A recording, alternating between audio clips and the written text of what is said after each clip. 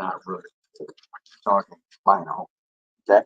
So anything that's 6 months or older to find out whether or not it's somebody that we can your business with, help out, answer their questions, or possibly get them on back on board. Because as I said,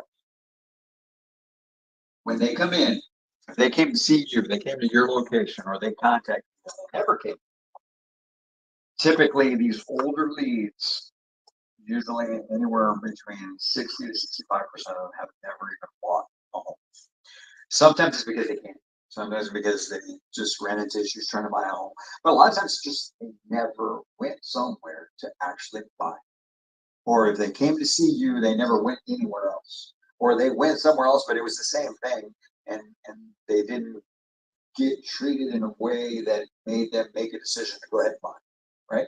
And so they, like I said, they just took their time, life got in the way, and they moved on to something else, stayed where they were at. And so now we're talking about, okay, so I'm looking at leads that are a year old. I'm about to call them.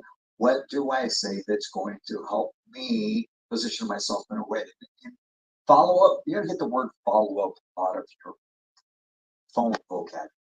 Call in a follow up. We're not calling it a follow up. We're not calling it a touch base. It's not baseball. Okay, we ain't touching no bases. We're calling with a full intention to get these people to buy if they're still in the market to purchase a home, right? And so, first of all, it starts with us. Just like with everything, it starts with us. Whatever you believe, whatever your mindset is, if you feel that calling these old leads is going to be a waste of time, you feel that it's uncomfortable, whatever it may be, you're not going to come across in a way that's convincing. And everything that we want to do, we want to make sure we're convincing in what we do, right? And so, because of that, it's about being able to, in my mind, I believe that every one of those, however many leads you got, whether it's 100, 500, 1,000. Okay, I've been in one place they had like 6,000 leads in their CRM. Okay, I believe none of them bought it. That's my belief. Just like I told you earlier, when it comes to people that are looking to buy a home that come in to see you, right?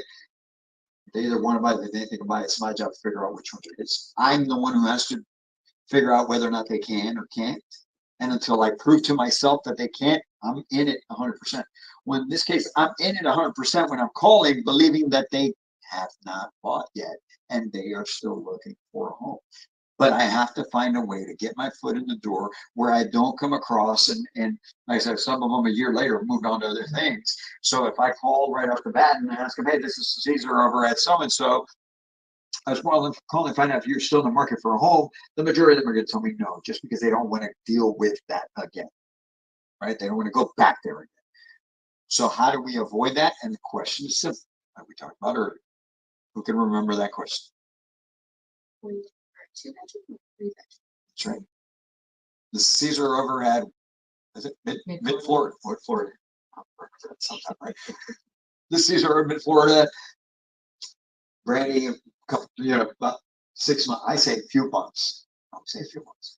12 months is still a few months. I'm 52 years old. I've been through a lot of months, right? Brandy, this is urban Florida. A few months ago, you came in to see about a house. Was it a 2-bedroom or 3-bedroom? You start the conversation that way, and you're